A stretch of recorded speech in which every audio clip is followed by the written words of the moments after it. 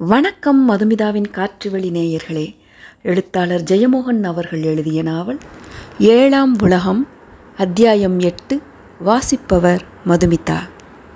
பெருமாள் தட்டுகளை கொட்டி சேகரித்து எண்ணினான். 1200 ரூபாய். எல்லாம் சில்லறை. 5 ரூபாய் நாணயங்கள் கூட இருந்தன. 5 ரூபா போடுதவனும் இருக்கான்ல என்றான். வெய் வண்டி, ஒரு கட்டு வீடி என்றார் ராமப்பன். இந்த கல்லட்டு பைய சிதகொள்ளியில்லா வலிக்கான், இரும்பே என்றான் பெருமாள். துண்டை சுருட்டி எடுத்து கொண்டான். நான் கீழே போய் சில்லறையை மாற்றி போட்டு ஆஸ்பத்திரிக்கு போயிட்டு வாரேன். நீர் சில்லறை தேத்திருப்பேரு, நார வெள்ளம் ஊற்றிப்பிடாதேரு, கண்ணு குத்தி மாதிரி பார்த்துக்கிடணும். ராமப்பனை பார்த்து பைய எப்படியும் பைசா கமத்தி போடுவான் என்றபடி எழுந்தான். பிளாஸ்டிக் குடத்திலிருந்து நீரை அள்ளி பாலித்தீன் தாளில் வெயிலில் கிடந்த குழந்தை மீது தெளித்தான். மயங்கி கிடந்திருந்த அது திடுக்கிட்டு விழித்து வீறிட ஆரம்பித்தது. முஷ்டி பிடித்த ஒற்றைக்கரம் ஆடியது. முகம் சிவந்து சிறுத்து காலை உதைத்து ஆங்காரமாக அழுதது. பார்த்துக்கணும், 1/2 மணிக்கூருக்கு ஒருக்கா வெள்ளம் தெளிச்சணும். கரைச்சல் கிருன்னு விட்டு விட்டு வந்தால் பசி கேரியாச்சுன்னு அர்த்தம். பிள்ளைய அவகிட்ட கொண்டு போவாதேரு, டப்பாவில் கறந்தெடுத்து கொண்டு வந்து குடிக்க வையும். சரி என்றான் வண்டிமலை. பார்த்துக்கிடும். பெருமாள் படி இறங்கினான். வண்டிமலை உடனே ஒரு டம்ளர் தண்ணீரை மொண்டு குழந்தை மீது மொத்தமாக கொட்டிவிட்டு நிழலுக்கு போய் அமர்ந்து பீடி பற்ற வைத்தான். வெயிலில் விசித்திரமான புழு மாதிரி கரிய குழந்தை கிடந்து நெளிந்தது. அதன் துண்டில் பைசாக்கள் ஒளிவிட்டவாறு விழுந்தபடியே இருந்தன. பெண்கள் திரும்பி பார்த்து மோவாயில் கை வைத்து ஆச்சரியப்பட்டபடி சென்றனர். பெருமாள் அடிவாரத்திற்கு வந்து அர்ப்பணா டிராவல்ஸ் கடைக்கு போய் சில்லறையை கொட்டி நோட்டாக மாற்றிக்கொண்டான். அங்கே பெரிய பிளாஸ்டிக் வாளிகளில் நிரம்ப நிரம்ப சில்லறையை வைத்து 4 பேர் தரையில் அமர்ந்து எண்ணிக்கொண்டிருந்தார்கள். 100 ரூபாய் 100 ரூபாயாக துணி கிழிசல்களில் முடிந்து இன்னொரு சாக்கு மூட்டையில் போட்டனர். முதலாளி சிக்கைய நாயக்கர் 2 கால்களிலும் யானைக்கால் இறங்கிய 6 அடி உயர வழுக்கை தலையாசாமி. சிவந்த நிறம், கடுக்கன், பெரிய அருவாள் மீசை. ஒரு காலத்தில் அடிவாரத்தை கலக்கிய கேடி என்று கேள்வி. இப்போது 7-8 வீடு, காரு, சின்ன வீடு என்று நிலை கொண்டு விட்டார்.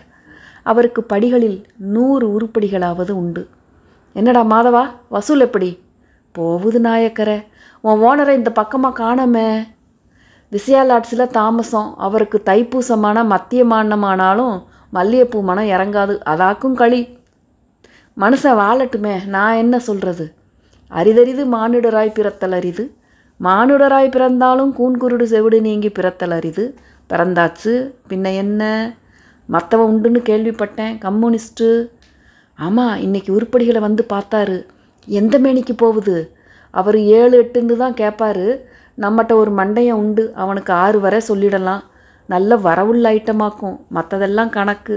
ஒரு எருமை உண்டில்லேடே, அவளை கொடுப்பாரா? 10 வரை போகலாம். அதப்படி? அதுக்கு ஆமதேனு இல்லா? 2 வரியத்துக்கு ஒரு குட்டியினும். குட்டி எப்படியும் 10 போவோம். அது பேர் 10-15 ஆயிருக்குமே. 18, இன்னும் 7-8 போவோம். இந்த கம்யூனிஸ்ட் பையன் இருக்கானே, அவனை நான் குருவாயூரில் பிச்சைக்காரனாக பார்த்துருக்கேன். ஒரு தீப்பெட்டியில் தட்டிட்டு அடித்தொண்டையில் குட்டி பிரசங்கம் பண்ணி பிச்சை கேட்பான். விதியுடைய பழுமிருகமான ஐயோ, கண் துறன்னு நோக்குவேன் மகாஜனங்களே அப்படின்னு எடுத்து விட்டான்னா 10 பேர் கூடி நின்றுடுவாங்க. பிறகு சிந்தாபாத் அடிக்க ஆரம்பித்தான். எப்போ எப்படி ஏறினான்னு தெரியாது. டே சரவணமுத்து, அந்த ஆளுக்கு குருவாயூரில் 1, சோட்டானி கரையில் 1ன்னு 2 லாட்ஜ் இருக்குது தெரியுமாடா? அதுக்கு ஒரு கொடுப்பினை வேணும் நாயக்கரே. இங்கே பாரு, நான் ஒன்று சொல்கிறேன். அடித்தொண்டையில் பேசுகிறான் பாரு, அவன் எப்படியும் முன்னுக்கு வந்துடுவான். நான் 40 வருஷமாக பார்த்த கணக்கு இது. கட்சியில் சேருவான், தரகு பேசுவான். ஒருத்தன் அடுத்தொண்டையில் நிதானமாக பேசினாலே அவன் புத்திசாலின்னு ஜனம் நினைக்கும். அப்போ நான் வாரேன் நாயக்கரே. ஒரு உருப்படி ஆஸ்பத்திரியில் கிடக்கு, போய் பார்த்து எடுக்கணும். அங்கே இருளை பொண்ணு நம்ம ஆள் ஒருத்தன் உண்டு, கருப்பாக குள்ளமாக, மூஞ்சில் ஒரு மறு உண்டு. அவனை பாரு, நேராக டாக்டர்கிட்ட போயிடாத. சரி நாயக்கரே, பணத்தை பார்த்துக்க.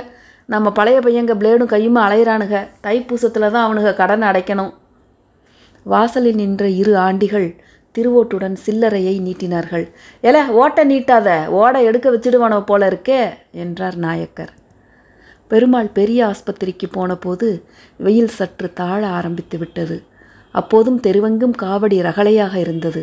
ஆஸ்பத்திரியின் முன் கும்பல் கும்பலாக கிராமத்து ஜனங்கள், டீ தூக்குகள், தள்ளுவண்டி வியாபாரம், தாழ்வான கூரை கொண்ட பழைய ஒட்டு கட்டிடத்தின் வராண்டா முழுக்க நோயாளிகள். அருகே உறவினர்கள், சட்டை மட்டும் அணிந்த 2 குழந்தைகள் படியில் உட்கார்ந்திருந்தன. பெருமாள் ஒரு வெள்ளைச்சீருடை ஆளிடம், இங்கே இருள பண்ணிட்டு ஆர்டர்லியா? ஆமாம், நேராக போங்க, சி பிளாக்கு.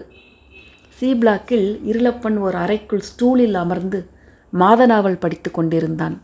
அந்த வராந்தா பழனி அடிவார சாலை அளவுக்கு போக்குவரத்துடன் இருந்தது. ஐயா வணக்கம். ஆறு? நாயக்கர் ஐயா சொன்னாங்க. அவன் எழுந்து, வாயா என்று ஓரமாக போனான். பெரிய இரட்டை தூணுக்கு பின்புறம் பல வருட வெற்றிலை சாறு உலர்ந்தும் நொதித்தும் புதிய எச்சில் வீச்சத்துடனும் குவிந்து கிடந்தது. நம்ம உருப்படி ஒன்று இங்கே மாட்டி போட்டு. கிளவி, இல்லை குட்டியாக்கும். போலீஸு கூட்டு போய் நடுவை ஒடிச்சு போட்டாக. சின்ன குட்டி, 25 இருந்தால் கூடுதல். சரஸ்வதியா நேற்று வந்தவ? அவ இல்லை, காலு 2 இல்லாமல். அவ தான். அவள் பேர் எருக்குன்னாக்கும் பொதுவாக சொல்லியது. அவள் பின்வார்டில் இருக்கா. என்ன கண்டிஷன்? மோசம். என்ன கொள்ள, முதுகெலும்பில் ஃப்ராக்சர், எந்திரிச்சு உட்கார முடியாது, நல்ல வலி இருக்கும். அனுப்ப மாட்டாவளா? நல்ல கதை, போய் கேட்டுறாத. போலீஸுக்கு ஃபோன் செய்துடுவார் டாக்டரு. இங்கே வர்ற கேஸுங்களை சொந்தக்காரங்க கூட தான் அனுப்பணும்னு சட்டம் போட்டிருக்காரு புதிய டாக்டர். சொந்தக்காரங்க வராட்டி நேராக ஒரு மடத்துக்கு சொல்லி விடுறாரு. கன்னியாஸ்திரிகள் வந்து கூட்டிகிட்டு போகிறாங்க. புதிய டாக்டர் வேதக்காரனா?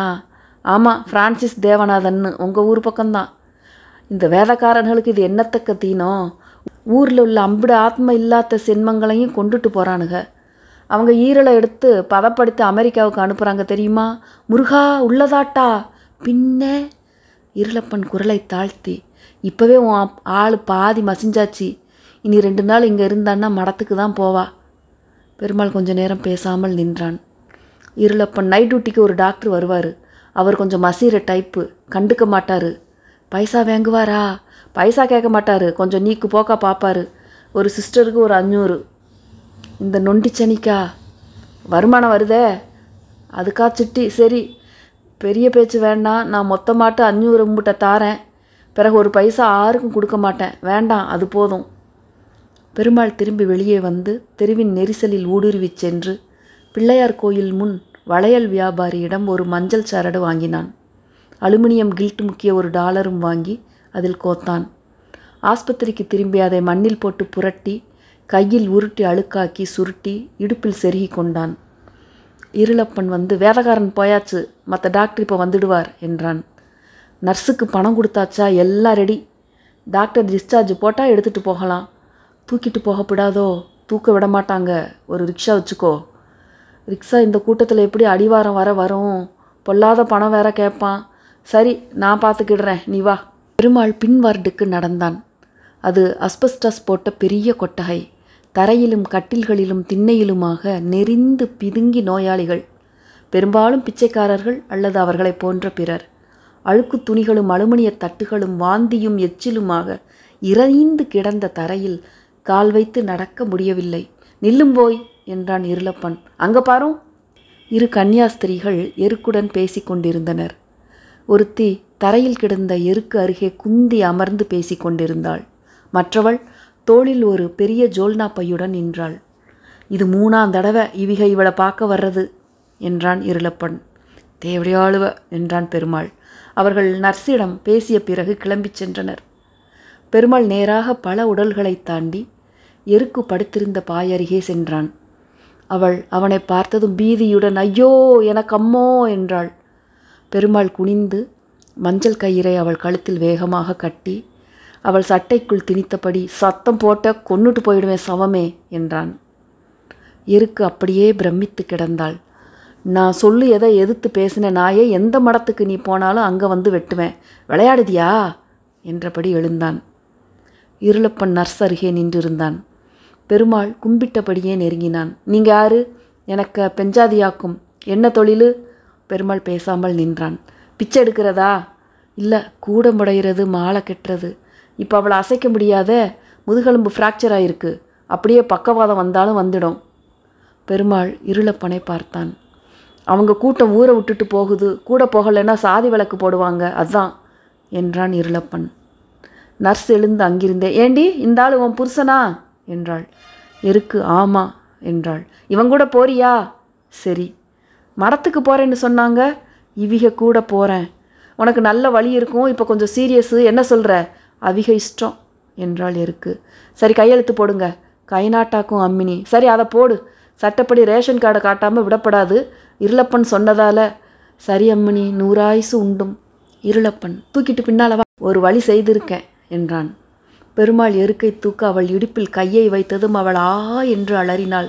டே எப்படி தூக்குற? வண்டி இல்லையா என்றாள் நர்ஸ். வண்டி வெளியில் நிற்குது மேடம் என்றான் இருளப்பன். பெருமாள் ஒரு கையால் எருக்குவின் வாயை பொத்தி மறு கையால் இடையை வளைத்து தூக்கினான். அவள் உடம்பு வலியில் அதிர்ந்து அவன் கைகளில் துடித்தது. கோழியை கழுத்தை முறுக்கி கொள்ளும்போது அது துடிப்பது போல இருந்தது அவனுக்கு. வார்டுக்கு பின்பக்கம் காக்கி சட்டையும் நிஜாரும் அணிந்த ஒல்லியான ஆள் இருசக்கர வண்டி ஒன்றுடன் நின்றார். வாயில் குதப்பிய வெற்றிலையை குரங்கு போல பெரிதாக அதக்கி இருந்தார். இதில் போடு என்றான் இருளப்பன் வண்டியை காட்டி. அது மலவண்டி. காய்ந்து நொதித்த மலம் ஒட்டியிருந்தது. அதில் எருக்கை போட்டதும் அவள் கழுத்து அறுத்த பன்றி போல் ஊளையிட்டபடி துள்ளினாள்.